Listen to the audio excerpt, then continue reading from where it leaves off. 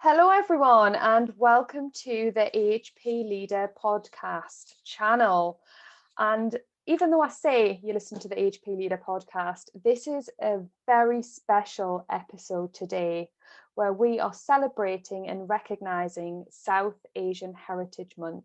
And I'm delighted to be joined by three wonderful people who I'm delighted and privileged to know, who will be talking to us a little bit about their personal experiences, background, and also the primary aim of South Asian Heritage Month, which is to raise awareness of people from South Asian heritage living in Britain today. And a little bit about the month: it starts on the 18th of July and finishes on the 17th of August. There is significance in those dates.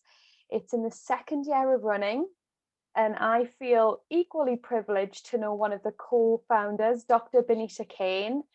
Benny's an amazing woman who is also a respiratory consultant in the Northwest in Manchester.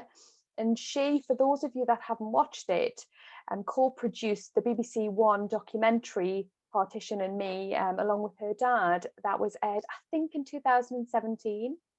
And it's a great watch if you haven't watched it before. So without further ado, I'm just going to introduce myself a little bit and then ask my three wonderful co-hosts to just tell us a little bit about themselves. So my name is Rachel Moses. I'm a cisgendered white British female. I was born and bred in Newcastle, and I'm delighted to be kind of co-hosting and joining three wonderful people in this discussion as part of the LGBT community. So Gita, I feel like you're such a regular guest on this channel, and after your recent, publications, I feel like you need very little introduction, but please, I'd be delighted if you could tell us a little bit about yourself. I think you're saying people are getting fed up of hearing from me. No. So for those of you who don't know me or maybe haven't heard that much, my name's Gita Ramdharry. I'm a consultant allied health professional, so that's the professional bit. I'm of mixed heritage. So my father is from Mauritius, but originally my great-grandfather was from northern India, we think. And my mother is Irish, from the very southeastern tip of Ireland. And they both met to come over here as nurses in the 60s when the Commonwealth nurses were being recruited to help out with the NHS, and that's where they met. And I am cisgendered. I identify as, haven't quite decided yet, bi, pan, don't know. I don't like boxes, and anybody who's read my recent article in Frontline will understand a little bit more about that.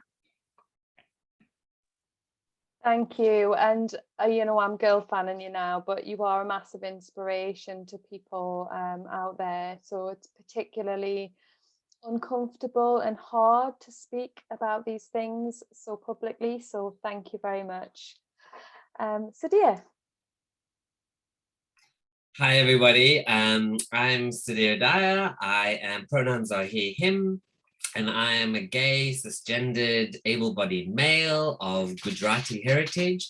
And I grew up in apartheid South Africa before coming over to the UK. I'm currently chair of the Chartered Society of Physiotherapy's LGBTQIA+ network. So obviously I'm a physiotherapist from a training professional. I work in private sector in London, and I also have a human consultancy business, human potential consultancy business called The Life Architect. Thank you so much. And again, just personal thanks for everything you've been doing, being convener of what is now a huge LGBTQI+ network for physios. And I know you've provided so much support for the AHP network. So massive thank you as well. Now, last but not least, Rick, over to you. Thank you for joining me. Thank you. Hi, I'm Rick. My pronouns are he, him. I'm a male, cisgendered, British Asian. So I've just finished my first year in speech and language therapy, SLT student. My background is in biochemistry before that. And I'm a committee member of the UK SLT Pride Network.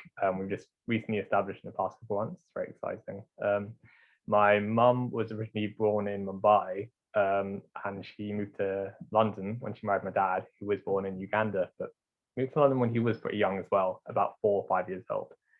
I was born in London though, so I'm second generation, but my family is Gujarati originally, from both sides. But they are Buddhist for about 15, 16 years, which is a little bit less usual within the Gujarati community, I think. So there's a lot of kind of slight clashes there. Thank you, Rick. And what I particularly admire about you, Rick, is just how inspirational you would be for students and those newly qualified, and just how open and transparent you are. Like, please don't ever underestimate the impact that will have on people. So again, thank you. And I probably just want to acknowledge as well how, I think difficult's the wrong word, but when we put the call out for people to be on panels, we have so many replies of people that would love to join the discussion but are just very, very fearful of speaking openly. And this doesn't include people who are not out at work, or, you know, to those people that aren't really in their close circle. This includes everybody, because of the fear of like repercussions or judgment or stereotypes. So I do have some contributions from anonymous AHPs who have either shared their stories or specific impact points to get across, and that may come up in the discussion or may not. So I just wanted to make that point. Now, I kind of want to kick off, and Sudhir, I think I'll come to you first for this, about the misconception of homophobia, transphobia. So people will say to me, and I have to say the majority are white, cisgendered AHPs and other professional groups, that will say, why do you need to have these conversations? Homophobia doesn't exist. Why do you need to do it? What would you say to that? What would be your thoughts? And I'll come around to everyone, but if I could come to you first. Yeah, it's interesting. So I didn't bring this up in the allyship talk that happened recently, but people know I like alliterations. So I've got my 4 Ps, okay? And my 4 Fs, sorry, not my 4 Ps, my 4 Fs. And these are like the responses of people from a privileged background when their privilege is confronted. And so we have a classic fight, flight, fawn, where they submit. And these are, what's the final F? I'll think about the final F, it'll dawn on me as I'm talking. And these are kind of the responses, like flight, oh, just run away from the conversation, like, oh, you know what I mean? Like fight and going, it doesn't exist, what do you know? All this kind of thing. Fawn, where it becomes like slightly obsequious and submissive, like, oh my God, have done something wrong? And what's my final F? I thought about it the other day, it'll come to me, And these are kind of when I look at people's responses and I go, oh, okay, they're kind of fitting into one of these kind of categories. Yeah, it really is, for lack of a better word, denial of other people's lived experience. That's what it really comes to. I remember Brene Brown doing a talk, and she was saying, she said, oh, we should step into another person's shoes. And she says, actually, that's probably a misconception we have when it comes to empathy.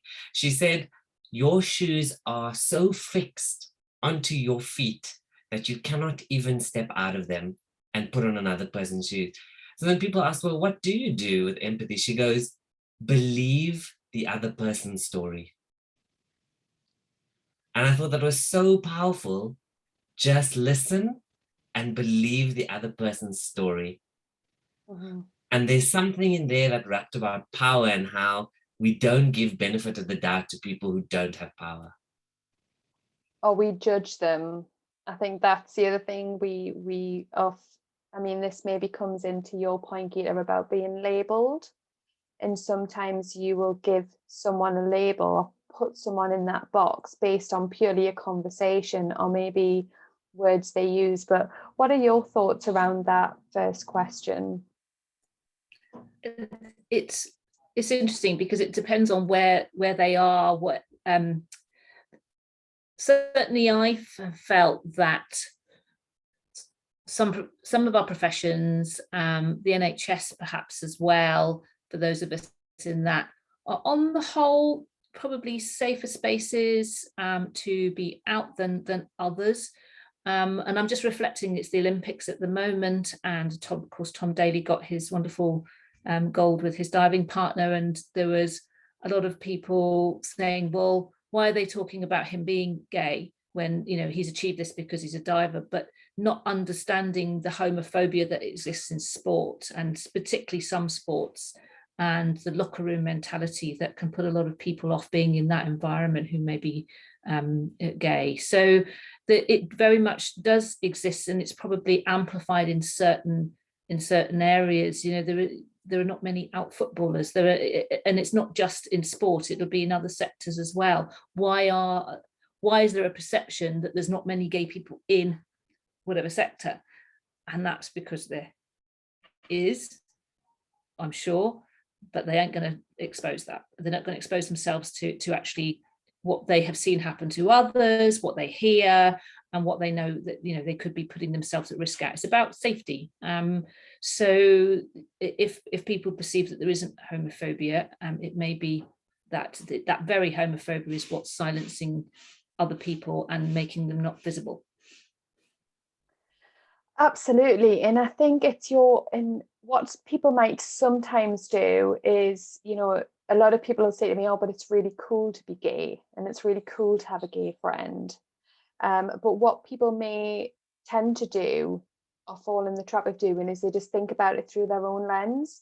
So they think, well, I'm not homophobic, so it doesn't really matter. So therefore, is it, you know. And could I jump in there, yeah. Rachel, again? Because we're talking about homophobia, but there's other phobias. You mentioned transphobia. There's also biphobia. I'm sitting here as a, you know, bi-pan woman who is pretty invisible because of the partner I'm with now. But also you hear this, oh, you know, trying to have your cake and eat it, you know, sitting on the fence. If you go one way, then, oh, you've decided to be straight, have you? If you go the other way, oh, you've decided to be gay, have you? No, I'm neither. I'm bi, I'm pan. You know, it's phobia. It can exist, and actually, I think that's prevalent in the gay community as well. It's not just in the straight community. So, and I've heard this with my own ears, which is why I stayed quiet for so many years. No, I completely agree. And we'll definitely move on to some of those challenges within the community as well, for sure. Rick, have you got any thoughts? Yeah, so just the first thing that comes to mind when you ask the question, why is homophobia still an issue? I mean, just recently I read an article about a homophobic attack in Edinburgh, where a young couple was walking along and were attacked by a couple of people where bystanders didn't help, and there was no one who stood in to stop it. I've heard a couple. I live in Manchester right now. I've heard a couple similar things recently in Liverpool that have been happening, and it's. I mean, there's still the threat of violence even in the UK for LGBTQIA people. It may seem like it's cool to some people or it's safe, but it still takes a lot of bravery to represent your identity and represent your sexuality when you walk out your home, walk out into the street. Not something that's easy to do. I work with young people. I volunteer with young people as well a lot, and when we discuss about coming out and we discuss about representing more parts of yourself, there's always this feeling. I've had this feeling, but a lot of them have the same feeling of feeling more free, being able to be more yourself, be able to really represent who you are every time you are able to represent that part of your identity. I think if we hide certain parts of ourselves, if we're forced to hide certain parts of ourselves, we're not who we truly are.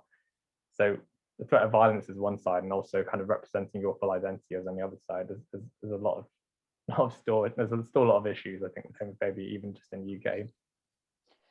No, that's such an important point, and that I'm just reading one of my comments from one of our collaborators, and it's from a female Indian physio who was outed at work, and she was outed in a way where it was very judgmental, even though the person that was outing her, and they didn't know for a fact, they just presumed based on either her behaviours or the clothes she was wearing. You know, she's the individual that is messaged me about this doesn't even know what it was about her that made this person make this judgment. But when she was outed, one of the things that was said to her are female Indians allowed to be lesbian? And she said when she was in when I said I can't believe someone would say that to you, she said it's a very common thing to say, and it's very common for men as well. That kind of shocked me, but didn't shock. I don't know why I get shocked by these things, because these are real lived experiences for people. But I don't know if any of you have any comments or experience about that, about maybe is that a religious thing? Is it a cultural thing? You know, you're from South Asian heritage, so you're not allowed to be gay or bisexual. Or is that something that you've come across before? Or Rick, do you want to come in? And then Gita. Well, I didn't say my sexuality when I first introduced myself, but I identify as bisexual. So a lot of times when I'm meeting new people, there's the instance that they don't assume, they assume I'm straight, which I guess is the norm for a lot of people. But when I first came out to my friends for the first time, they kind of said, no, you're not gay, you don't seem it, that's not like what you look like. Kind of in regards to my ethnicity and my skin color and everything, because they wouldn't expect someone who's brown, who's British Asian to not be straight. So I made up a fake boyfriend at 16, and that's a whole another story. But but it's an occurrence that's happened a lot, I think, even in gay spaces, even in queer spaces. There's this assumption that I don't belong there, that people who look like me don't belong there, because queer spaces aren't for brown people, for British Asian people. Not until I walk into work wearing a Whitney Houston t-shirt that they're like, oh, okay, maybe there's something there. Yeah. Absolutely, and it's just keeping on that concept of British South Asians as well, which we'll come back to. But Gita, over to you, please. Different point actually, and it's where people are perhaps only have a superficial view of what our cultures are. So my dad's family from a Hindu background, and certainly as I've, and I have been brought up mainly with that religion. My mum's Catholic, obviously being from Ireland, but the sort of the Hindu practices dominated in my family and still do. And the more I learnt about Hinduism, and I realised that actually, there are communities of people in India who are born male, live as women, the Hijra, and there's also in some of the ancient temples, some of the beautiful carvings of men and men, women and women. So this isn't something that is new. This is not something that is just a Western thing, and that assumption is a little, and Hinduism is was it 12,000 years old? It's a very old religion, and some of these particular artifacts, etc., have been around for centuries. So the sort of assumption that this is a Western thing is a little arrogant, I think, and as is often the case, how culture is perpetuated will vary, but it's and other structures within India and within Hinduism, for example, the caste system, that where that comes from in the scriptures is one thing. How people interpret it and deal with that in how societies work and politically is a whole other thing. And I think that's probably similar when it comes to homosexuality as well. Thank you, Sudhir. I'm just letting that question percolate and land on me. Are female Indians allowed to be lesbian? Oh, I mean, there's so much to unpack there, really. I mean, firstly, there's so many things in that. Just like firstly, females. What is that? What is the assumption underpinning females and who they are? You know what I mean? As people, there's something obviously there about Indians and allowed. I love the word allowed. Who's allowing it? You know what I mean? And to be lesbian. So I grew up as a Hindu, and I was brought up in the Hindu religious traditions and faith, and it was interesting. I always find this interesting about upbringing and religion, and all the things that were said and all the things that were not said. So all the things that were said openly and all the things that were not said openly, you know? And it's interesting, like on one hand, as a Hindu, you'd grow up and you go, there's Lord Shiva and his consort Shakti, and you'd have this masculine, feminine energy, Kundalini, you'll talk about and all these amazing things. But then when you upraise in a social sense, sex, sexual orientation, gender identity, nothing. Not talked about, nothing. No conversations, no nothing. So there's this interesting thing about growing up and the religious things. There's another point I'd like to make about, for me, I've reflected on, and I think it's more of a social issue rather than a religious moral issue for me. Because when I grew up, the predominant question that governed my upbringing was, what would other people say? All my actions as a child was that one question. What would other people say? What would it do to your father's name? What would it do to your family name? Social standing, social status, how you're perceived within the South Asian community was more dominating than actually the religious or moral fallout, because none of the scriptures really, as far as I know, say anything bad about it, which already is in itself revealing. Almost temple became a vehicle for social status rather than your religious or moral worth. And the final point I'd like to bring up here is colonialism. It's interesting because we talk about, are female Indians allowed to be lesbian? And that's interesting because, well, it's an archaic Victorian colonial law that made homosexuality illegal in India. So when we go back full circle, we must think, where did this really come from? And then we come back to the UK colonialism and that. So it's interesting, that question, because it's quite a loaded question when we really, really unpack it. Oh, absolutely. And I think you've touched on some of the complexities there for sure. And again, it's people putting their own morality or their own understanding into a situation. Another person that reached out was a male occupational therapist who again was publicly outed. And you know, the sentence went, "But you're gay, aren't you?" And it was in reference to weekend event with their partner, and then that's when it was, "But you're gay, aren't you?" And he said the most uncomfortable thing about that is you spend your whole life and childhood trying to deny who you are or lie to yourself and others about who you are.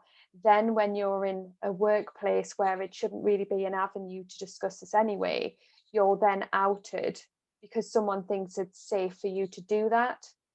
And that for him was a very traumatic event for him. And now he said he will just not even reference anything outside of work in the workplace. He won't talk about partners, anyone, anything. And for the listeners, I think that's something that I just wanted to relate on his behalf, because I'm sure people listening will have done that. They're like, "Oh, but you're gay," or "Oh, do you have a boyfriend?" And it's not just a simple yes or no. If someone doesn't want to publicly, identify, then it means they have to lie, and people don't really want to lie. So it's just, the advice I would give is just don't wait for someone to give you that information. Don't ask for that information that isn't necessarily yours. And again, maybe keep it in theme with from a British South Asian perspective. Does anyone have any comments or similar experiences or advice for people, really? Does anyone? Rick, do you want to come in there? Sure, yeah. So I think there's always a fear coming into a new place of how people are going to perceive you in relation to not just your sexuality but also your ethnicity as well. You can't really. It's hard to read the minds of people around you and know if they're open, if they're kind of open to your identity and open to who you are. I think kind of the main thing I would say is more from the perspective of people who work with LGBTQIA people, or even people or any people who kind of manage a workplace. It's about ensuring to keep that openness, representation, and diverse language in the workplace. Make it a space that feels welcome for LGBTQIA people to exist, to be their whole selves and bring their whole selves to work, because I think that would bring across a lot less instances of being outed or feeling uncomfortable, and not making assumptions as well. I think is a big thing. Like you said, people don't always want to talk about that identity or present that part of themselves at work. So I think it's important to have those options. Thanks, Rick. Gita. That's a really great point, actually, about the leadership. You know, I'm bi, but I'm actually on my second husband. Yeah, so there you go.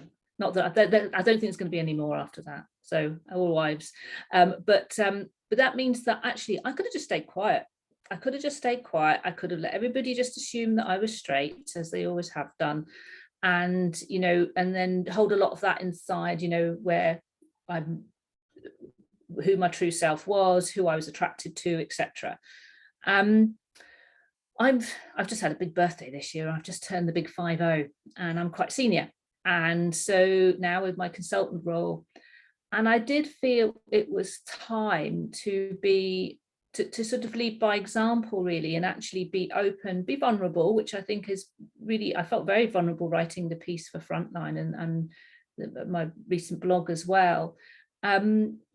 Because then I think if people see that and see that actually being true to yourself is very empowering. I certainly feel very different having gone through that journey and making the decision to do that. And the people I've met along the way as well have just been wonderful. You know, I talk about my tribe, and Rachel and I talk about that a bit. And that tribe has gathered in the last few years through this personal process. That I'd like other people to feel that safe enough to be able to do that and be able to read my experience, come to me, you know, whether it's on a national level through the networks, or if it's within my department. I think that's what's been important to me personally, to do that, to create exactly what Rick is talking about there, that sort of open environment. And it's okay to be a little bit vulnerable, but you have to calculate when it's safe for you to do that. And I think I'm of an age where I don't give a damn so much now, to be honest with you, and also I'm of a level where I'm less likely to be encountering problems with promotion or whatever, or it feels less risky to me professionally as well. And it might be that people take their time, but at least if there's precedent for people to be able to be open, and then hopefully that's helpful. Even if it's helped one person, two person, then it's been worth it. Do you know, I'm just sitting here listening because you've got 7 years on me. I mean, look, you're smashing it at 50, FYI. But in order to be a true, authentic self and to show that vulnerability, you have to relive some of the trauma that you've went through. As a gay man, woman, bisexual, pansexual, you have to relive that. And I think that's in speaking personally here, and you're quite right. What do the profession think of me? What do these people think of me? And it's that judgment. You have to be in a really safe, secure place. And that may take, 35 years of your adult life to get there. I mean, that when you say it like that, this is why it's not okay to put a label on people or expect people to be so open about sharing their stories, because people just need to be in that right space, because you don't know the trauma that someone's gone through to be at that moment in their life. And for some people who, you know, aren't at any side of the spectrum, who might float through the spectrum, and we'll have this with gender identity, we'll have this with sexual orientation, we'll have this with romanticism. You know, it might be that they're at different stages of that spectrum at different parts of their life. And they might, and we know from a couple of people on different podcasts, are a completely different person in one area of their life to another, because they have to be, because it's not safe. So sorry, Sudhir, I know you wanted to come in there. Do you want to come in and share any of your thoughts? Yeah, I just around this. So firstly, you know, acknowledging we live in a world where heterosexuality and cisgender identity are regarded as, inverted commas, the norm, you know, and we'd love to all be our whole authentic selves. But in order to do that, that disclosure, you know, is such a personal, individual process and experience, you know, and for someone else to just not take that away from you, but that lack of regard, that when you live in a world where you're a minority and you are the tiresome burden of constantly scanning the social environment for safety and risk of where I can be partially maybe my own self, is so draining. And then for someone to come and just, you know, assume, just, yeah, is very, what's the word? I think it's hurtful, really, you know, when you really get to the nub of it, you know, it's quite hurtful, because it really reflects their privilege ultimately, and the benefit that they walk through in the world, that you can walk through the world and assume that you can hold your partner's hand with ease, and you can do all these different things with relative ease, when actually you don't really appreciate that risks that come with disclosure. And for some people, it's real risks. For some people, it's the ultimate rejection of not only society, but everyone who you've loved or think you cared for, your own family, saying no to you. And even the whole point going to actually death and suicide, you know? So I think just that complete lack of regard of the risks that are, you know, like if we talk about in a medical sense, you wouldn't do an intervention without checking for precautions and contraindications. We drilled into that in our training, but suddenly when it comes to our fellow human being, no, there's no contraindications or precautions or anything. We can just do whatever we want to. So just to parallel it to our professions. So dear, what is it like being a British South Asian gay man? And maybe if everyone wants to have a think about that question, what is it like? Oh, that's a loaded question. I have to unpick it really, because there's so many facets to it. So firstly, I have to acknowledge my privilege because I'm cisgender, you know, so there's, from my gender identity perspective, I already recognize that I can walk through the world already with relative ease. But then I have to acknowledge that, yeah, my sexual orientation and my skin color, you know, create, I mean, like it's so interesting. I'll tell you like anecdotes, because my partner is white, so we're already an interracial couple, which is interesting, where I will walk into a restaurant or a bar or a pub, just, you know, just talking from a race point of view, which is the double lens of the intersectionality, and without batting an eyelid, I'd say to him, you go order the drinks. And he'll look at me and not understand why. And only when we unpack it later, I just know there was something, and I cannot, for the life of me, you cannot put objectifiable criteria on this. All I know, it was just like, it was not safe for me to go and order those drinks. You know what I mean? Maybe not that I like oh, I was going to get attacked or killed, but I wouldn't get served. It'll be something quite subtle. And this is what it's like. There's subtlety there. Look, I'm not saying it's all bad. I have a lovely life. I live in a country where it's legal for me to be with my partner. It's so much of a Commonwealth world, it's illegal. So my everyday life is really, like, I have a wonderful partner, I have a loving relationship, I have loving friends, I have a great career and job and all those things that make up a wonderful life. But there are other facets to it, like my partner and I will walk around the corner and we'll just both subconsciously, subtly stop holding each other's hands without saying a word. So, there's layers to that question, and I probably haven't done it justice. And as other people answer, probably more will come to me. Yeah, please do jump in. Rick, can I come to you along those similar lines or same question, whatever you feel comfortable chatting about? Yeah. So I think there's two things that come to mind for this. The first thing is just there's often an assumption that all kind of South Asian people are monolith. Everyone's the same. Everyone has the same experiences. So I think people don't really see that your ethnicity, your sexuality, your gender is just a part of who you are. It doesn't make all of you. So I think people assume that just because you're South Asian, that your family history is a certain way, your behavior is going to be a certain way, your relationship with yourself is going to be a certain way. I think the assumptions really need to stop as a major thing, really. I think there's more beyond it than just these smaller facets of who we are, really. I think I tend to feel that a lot.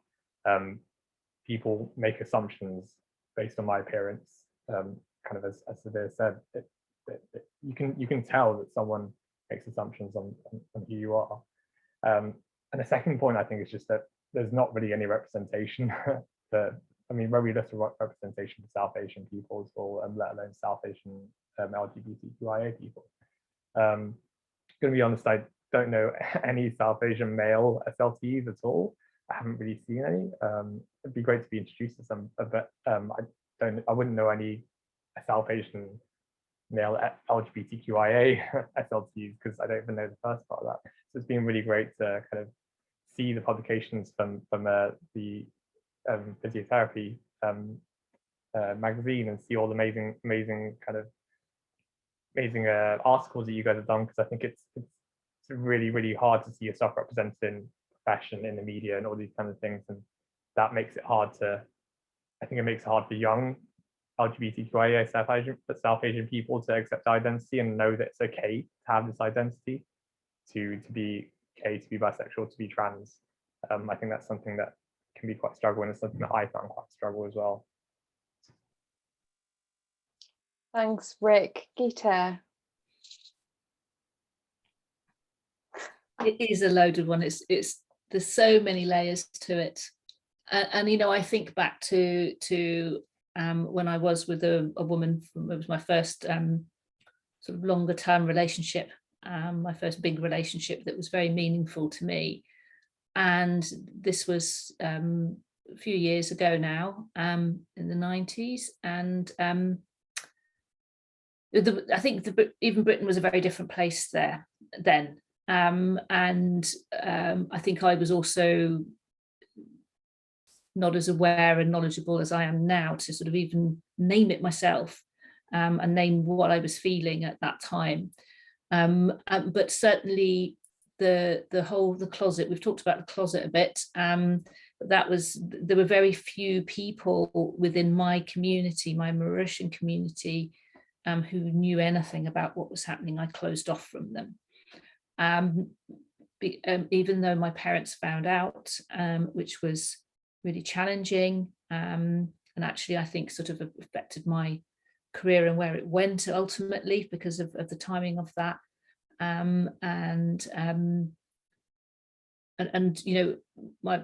My father had already broken the mold by coming here and marrying a white woman, so he was not sort of a super hardcore attitudes or anything like that. And I suppose they weren't surprised when my husband now is white as well, and my brother's married to an English woman, and I don't think that was ever a surprise. But I think then introducing something else that was not part of what that culture expects and what that community expects was probably just a step too far. And I thought I'd left that behind me, but then reflecting on the recent piece in Frontline, I've only shared that on certain social media. So Twitter, it's very much my professional face, my professional Instagram, that's fine. I feel comfortable with that. And I feel the people who follow me will be of the right mindset and will be very accepting. I haven't shared it. Facebook is very much my family and friends. My dad, my mum's on there, not my brother, he was actually the first person to know, actually, funny enough, my bro was cool. But others from our community, our family in Mauritius, the extended family who are around the UK.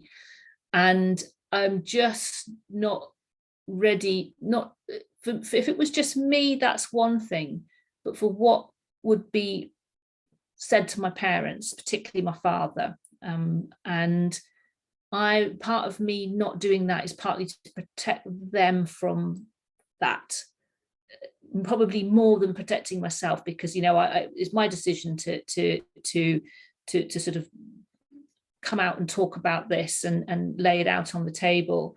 But my brother's health's not been good, my dad's her main carer. I just don't want to be adding to what is challenging at the moment, and it is about protecting them. But that is a lot to do with the community, and I know how they'll respond. I hear those slurs when I'm in Mauritius. I hear these things being said. I hear it. I even have to chastise my family sometimes in our WhatsApp group, coming out with stuff. So it's because they don't know. So they think that everybody's on the same page as them when they use a slur. There's certain Creole words in Mauritius that are used. So it is. So being a British Asian, it is across both elements of who we are and where we live and where we come from and who is around us. And it's changed one way, then it's changed the other way, and then it's changed back again. And it's a constant calculation about who you're affecting and how safe it is for yourself, but also the people around you. And Sudhir mentioned the subtleties. I mean, in terms of how people might treat you or how people might view you. And one of the whole concepts of South Asian Heritage Month is to educate. And that's through just formal education, the arts, culture, conversations, TV programs. And it's really about people getting a better understanding, not only of the heritage and culture, but also about increasing social cohesion and what it is to be an ally and understand. So maybe there'll be people listening to this who think, what do they mean? What do people do? How do people act? Do I act like that? What do I do? Let's stop maybe breaking it down a bit, and how can people act differently towards you once they realize you're gay, bisexual, pansexual, you're transgender. What is it that people do? I know that probably sounds like a really basic question, but I think sometimes people genuinely don't know how they respond. I mean, obviously the face gives it away sometimes, but sometimes it's about behaviors. Like Sudhir, you mentioned maybe going out for a drink, being invited to things openly. Does anyone want to? Yeah, I think there's lots of ways people can be allies, you know what I mean? So many different ways. Firstly, this, my sexual orientation and my gender identity are just a part of me. They're not all of me, you know what I mean? And I think, firstly, there's many things. You can work on a personal level, on a departmental level, and I've said these things in many different talks and things like that. Just let's start on a departmental level, you know what I mean? Your socials. Where do you all go? Do you always go to the straight bar, or are we going to go to an LGBTQIA+ venue? The topics that I talked up in the staff room, does anybody bring up LGBT issues in a casual way, like we do the weather or the sport or something like that, or like, oh, did you see this person and this person got married or something like that. And but there's so many ways that we just make it part of our daily life, not a thing. We don't need to make it a thing, and we definitely don't need to make it a thing. You know what I mean? Like, I always remember Stonewall's t-shirt, some people are gay, get over it. You know what I mean? Because just basically, we are part of the diversity of life. On a personal level, Rachel, I've said this to you before, who's sitting at your dinner table? Who's part of your social circle? Do you invite people of different gender identities and sexual orientations so you can learn from their lived experiences and open your mind? So I think there's so many different ways, and these are just me rattling off ideas. I don't think there's a right or a wrong to just make it part and parcel of life. I love that. And that just when who's around your dinner table, that diversity of thought and conversation is so important. So important. Some of it can be chance, some of it can be circumstance, but if you haven't got it, you need to find it. And I think that's a really important take-home message. Again, thank you. Rick, can I come into you? Yeah, so I think a really important thing is to think about the most marginalized parts of community, of our community, and the most marginalized parts of kind of where you work, your social group, whatever. I think within the LGBTQIA community, transgender people and Black people are face a lot more racism, a lot more kind of discrimination within the community. So you have to make sure that you're thinking about how different parts of our community are being affected differently and how you can best support them. Making assumptions that one thing is going to work for everyone isn't really going to be the right way to go. I think there's a lot of changes that need to be made. I think education is really important. Within staff networks, there's so many LGBTQIA, like so many pride networks that individual trusts have. There's ones for each profession as well. So I think it's a really great place for allies to learn, get support for supporting their staff as well. There's the physio LGBT network, of course, and there's the SLP ones. There's one for every kind of situation. Representation, I think, is really important.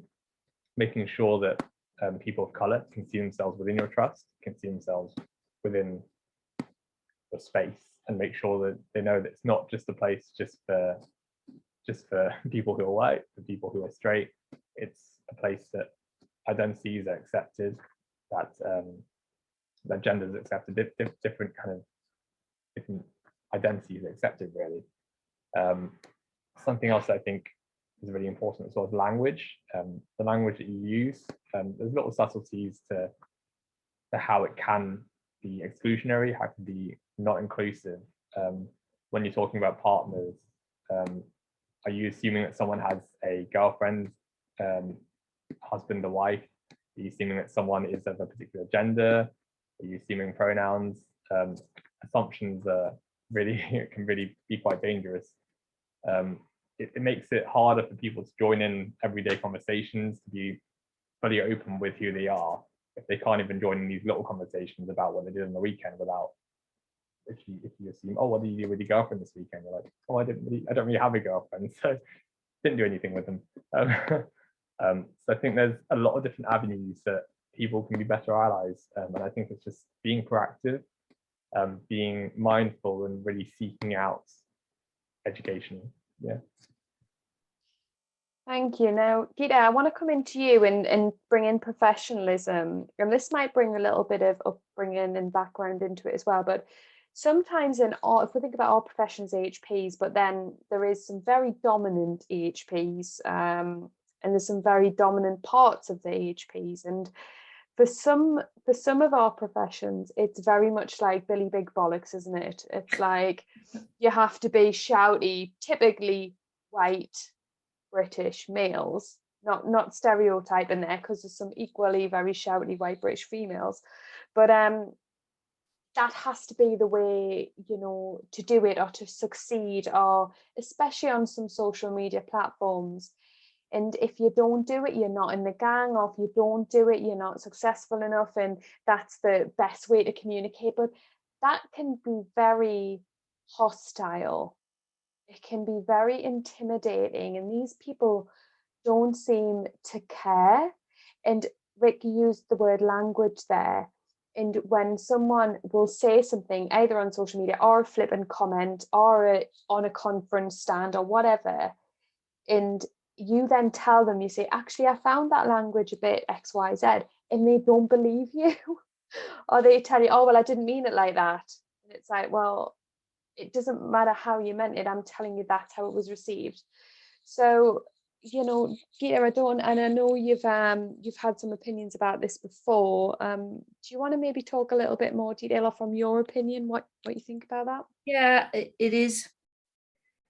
People get very caught up in, I've blogged before about culture of professions, and I'm obviously thinking about physiotherapy because I'm a physiotherapist, but I think it's actually across AHPs, and that very much the dominant professional culture. What does it? You Google a physiotherapist, what do they look like? And the same for speech therapists. It wouldn't be you, Rick. Sorry, but it would.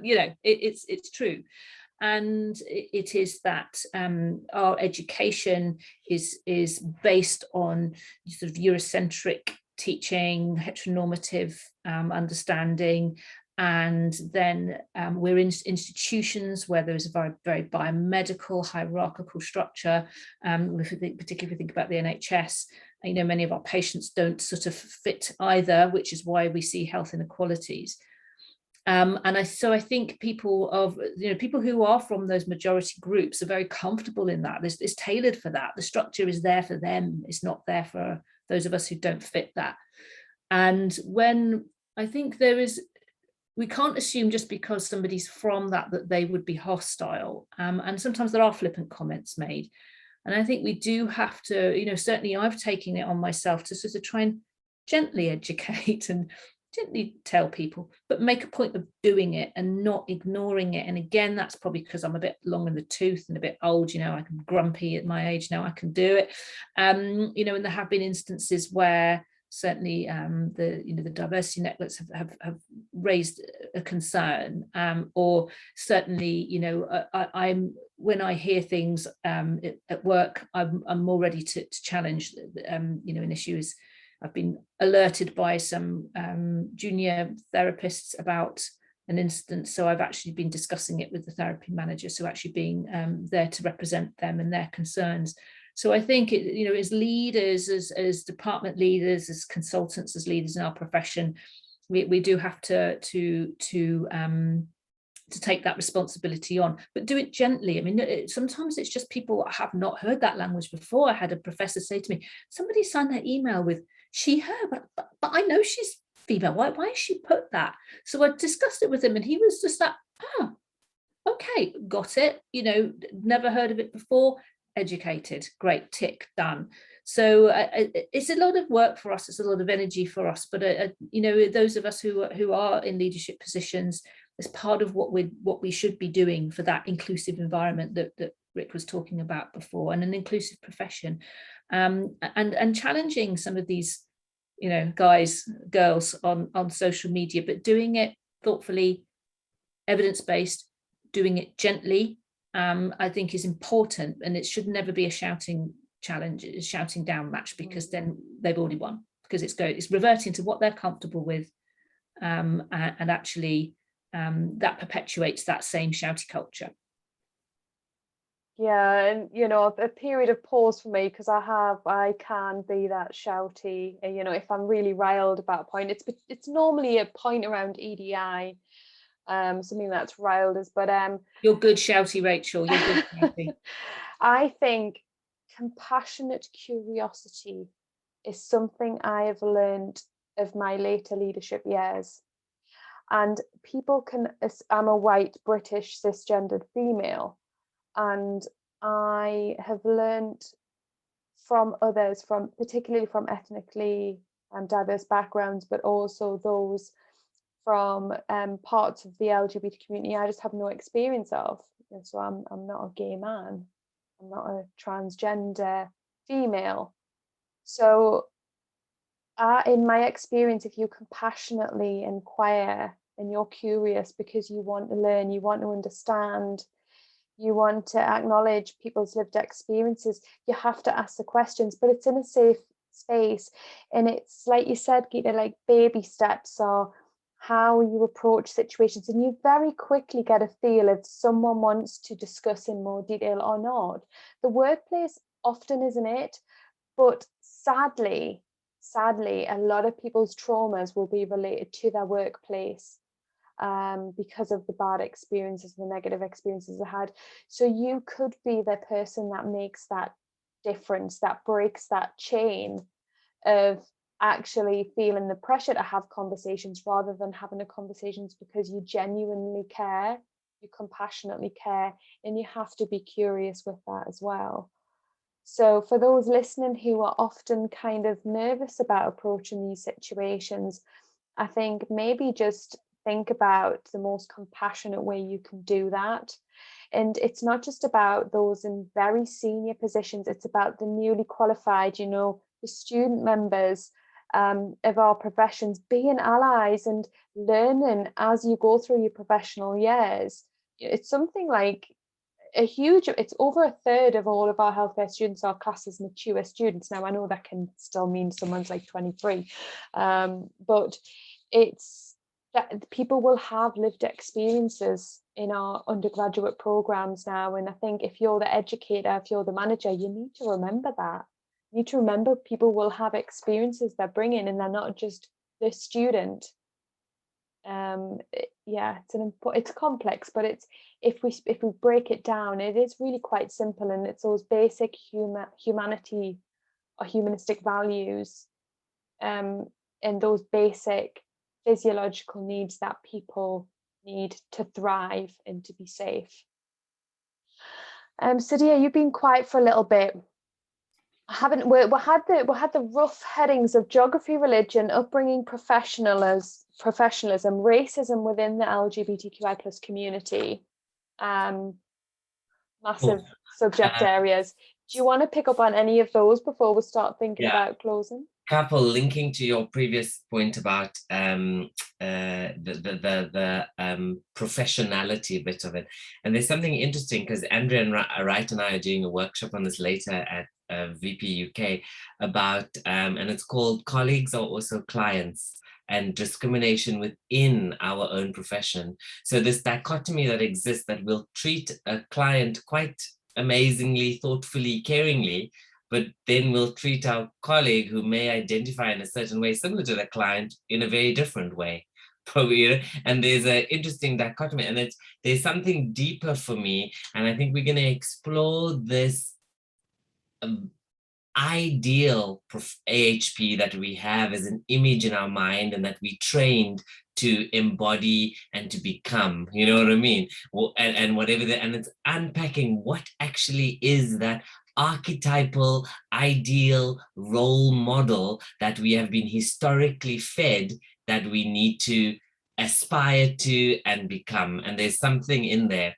And it relates to what Rick and Gita were saying, why representation really matters. I mean, for me, growing up, there was no visibility and no representation of what I could be. I didn't know what my possibilities and my options were from a sexual orientation and a gender identity view, because I never saw it anywhere growing up. It was never talked about. It was never discussed.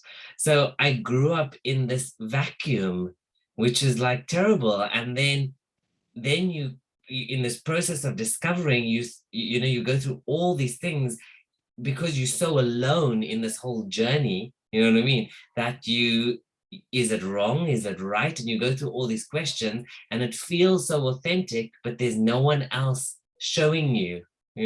So picking up on that visibility, professional aspect of it. And what is the other aspect? Racism within the LGBTQ. I think it's even more than racism. It's all the isms within the LGBT. There's a real, I don't know if it's an irony or a paradox. We come out of the closet, we all talk about it. I called it going into the gilded cage with golden handcuffs. You know what I mean? So we go into this only to subscribe, yet to more intra-group normative kind of things with, for example, I'm speaking of the gay community, all the different ways your body is classified within the gay community, all the way your sexual actions are classified within the gay community, and all the the labeling and positive and negative. It's really interesting that for a community that has experienced oppression, how we can internally oppress our own community. It fascinates me to, like, not in a good way, you know what I mean, that how this human behavior unfolds. Oh, there's so much in that, isn't there, Sudhir? And again, I just want to connect with some of the potential listeners and watchers out there. So part of South Asian Heritage Month is, part of the purpose is to reclaim the history and the identity of British South Asians and allowing people to tell their story. And one of the really uncomfortable truths that I learned about myself as a white British manager leader was that I tried to mold all the people under me to be like me.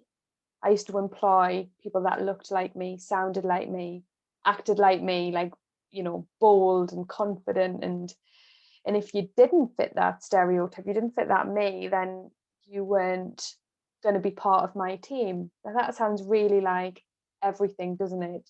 Racist, everything. It just sounds everything. And it probably was to some degree. But as soon as I had that realization, it was because I'd started, as I mentioned in my leadership journey, to take the time to connect with people and understand their journey and their background and why it was beautiful and why it wasn't the same as mine. It was even better than mine because it brought diversity to my team, to thoughts. I could connect with patients like I couldn't.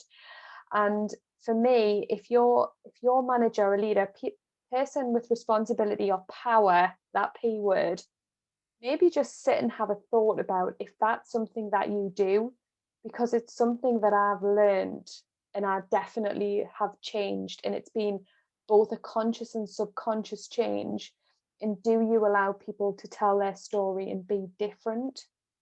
And if you do, how do you do that? Do you teach the next generation to do that? Because our profession is very dominated by white, cisgendered, heteronormative people at the top. And the reason for that is because people like me would mold and would progress the people that looked like them, spoke like them, acted like them. So that's just a bit of a pause point. And again, just allowing anyone else to come in and set the narrative here about anything else we want to talk about before we'll finish up. Rick, I want to come to you, and then Gita, please just feel free to ad-lib anything else. Yeah, so I think kind of following from Gita's discussion earlier about kind of being open to kind of new points, being open to kind of listening to people, and what you said as well, Victor. I think one big thing that kind of keeps coming to me is be open to being wrong. I think that's a big thing. Like, it's really easy to fight back and be like, no, that's, what you're saying isn't right because I know what's right. But I think I've had to do that as well and accept that a lot of things that I've learned wasn't right. I have a lot of privilege, and people who have a different perspective from me can know about their experiences much more than I can. I think it's okay. It is okay to be wrong. I think that's a big thing to learn. Oh, but we are taught that we can't be wrong, and we are taught that we're right. So Rick, that mindset, changing that mindset is huge. What pointers have you got for people that the people that are listening probably intrinsically know that they do that, but where do people start changing that mindset, do you think? Words of wisdom. I think it's just thinking twice. I often speak before, like, my mouth goes much quicker than my mouth often. So I think I've had to hold myself back a lot of times. I think it's not making assumptions that you know best, And I think education is a huge key thing. If you think you know everything, then you're not going to seek out new knowledge. If you look out for knowledge that's not just from your perspective, not just from my eyes, not from my shoes, then you're going to learn so much more. You're going to know that some of the things you thought before weren't right. relearn that thinking and think, oh, it's okay, I thought that before, but I'm doing this now. I'm supporting the people around me better because I know now how to do that. I think education is such a key thing, and asking questions to people who are open to receiving those questions. Not everyone's open to receiving questions, and that's okay. I don't always constantly want questions about my identity or sexuality, but there are a lot of times where I am open to that. I think those are the key ways, I think. Thank you, Rick. Gita? I'd say it's, and when it's come up a couple of times, but understanding and really looking at your own privilege. People assume I'm straight. That puts me in a privileged position because I can walk down the street with my male partner and not have to worry about being seen holding hands. Also, if we think of a race, and even within the South Asian community, because I'm biracial, I'm fair-skinned. What does that mean in terms of beauty ideals within the community as well, when colorism is endemic, so and can have a huge impact on people's sense of their self and their worth.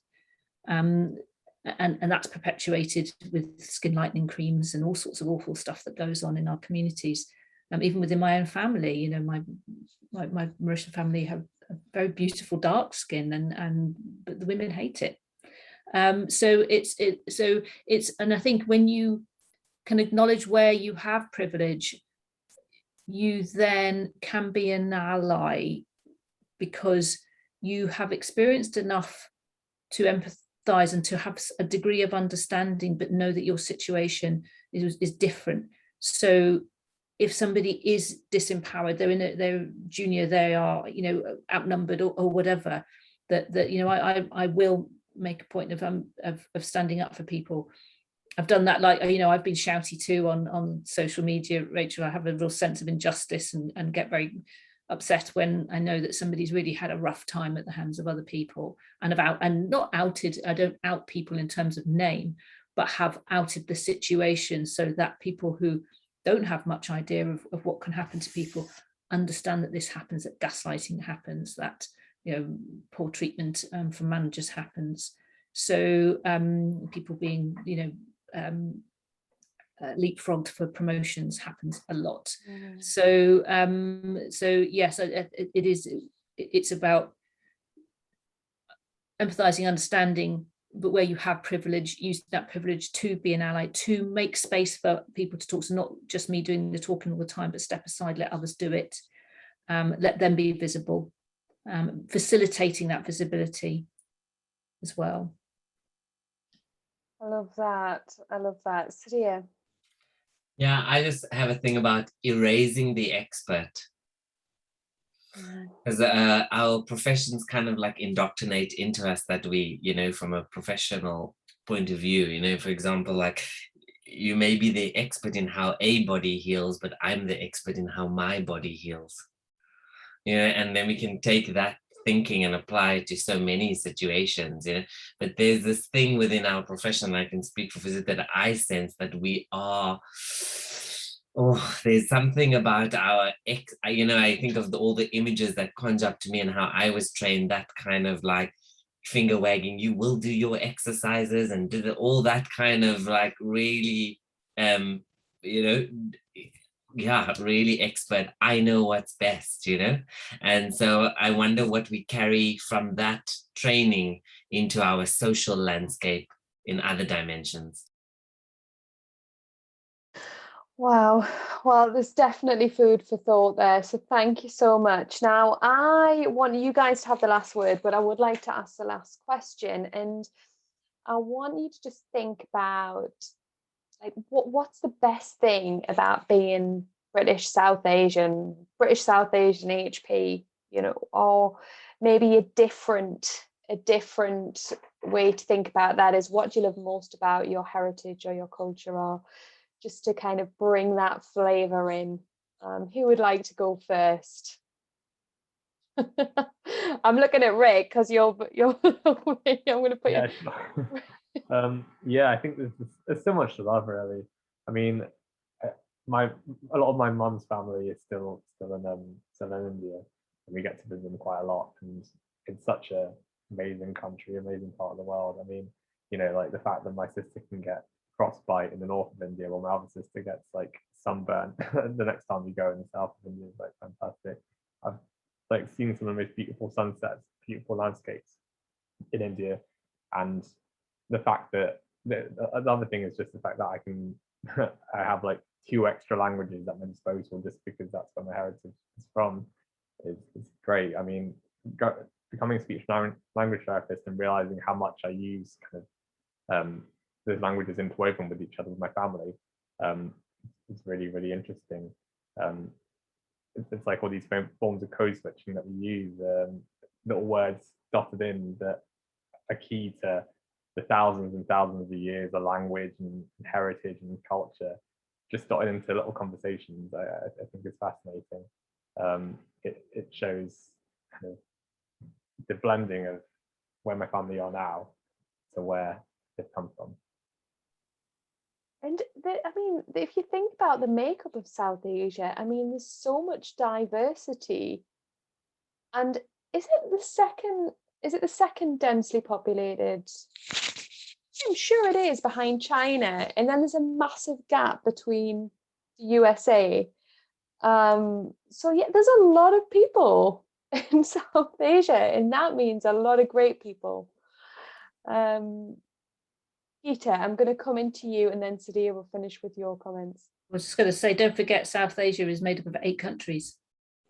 Yep, 8 very different countries as well. Very different, yeah, absolutely. Because the Maldives are in. Are the Maldives in there? Maldives, Bhutan, Afghanistan, as well as the ones that people more closely associate as India, Pakistan, Bangladesh, Sri Lanka, Bhutan, Nepal. Yeah, Nepal. And of course, the one thing that gives, which I particularly love, is food.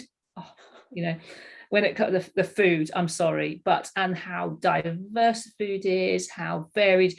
I love the fact that families have their own secret recipes. I love that's that joy and preoccupation around food and how it brings communities together. For me is wonderful. But it's not just the food, it's the artistry, the dance and Rick speaks 2 languages. I'm ashamed to say my dad didn't speak a lot of the Hindi language to us. He speaks 5 languages. I speak a bit of Mauritian Creole, and that's about it, and not even that well.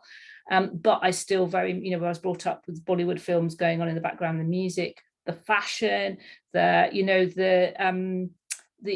dance, the old classical Indian dance. Whenever I watch some of that, I can actually get very emotional about it. I sort of feel the resonance of my ancestors. There's a lot of color. It's beautiful, and so it's actually a real joy to express that. I do wear saris, I cook that food, and I like to share that with people, and I think that comes from the culture. We always talk about Mauritian hospitality. You don't come to a Mauritian's house and not expect to get fed at least 3 courses. I mean, that's just how it is, and that is a very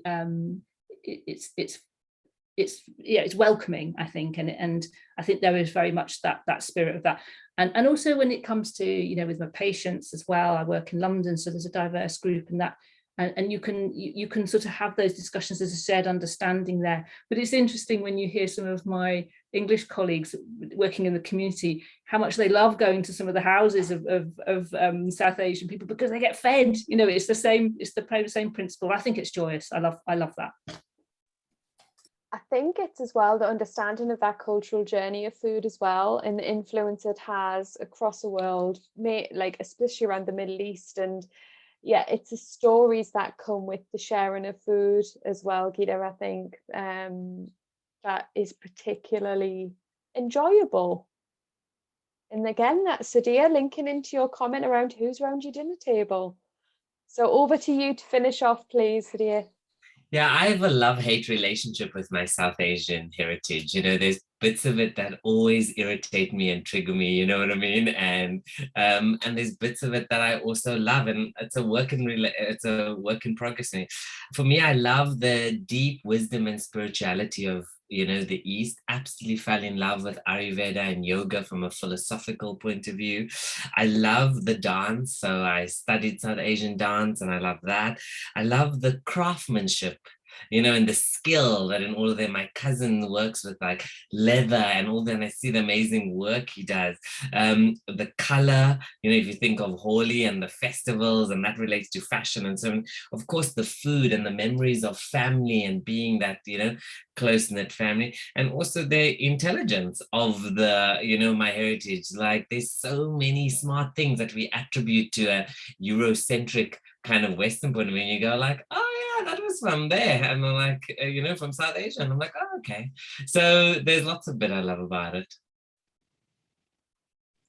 Well, thank you. And on that note, I think that's a great point to finish. And we've mentioned a few blogs and article pieces and networks you can join. So I'm going to post all of that on the YouTube page and also on the Podbean. So if you're listening / watching this, please take time to scroll down and just click on some of the hyperlinks and reach out to these guys on social media. We'll be putting their handles on the page. So please get in touch if you need anything at all. I'm sure you'll be more than happy to chat. And thanks so much for your time. Happy South Asian Heritage Month, everyone.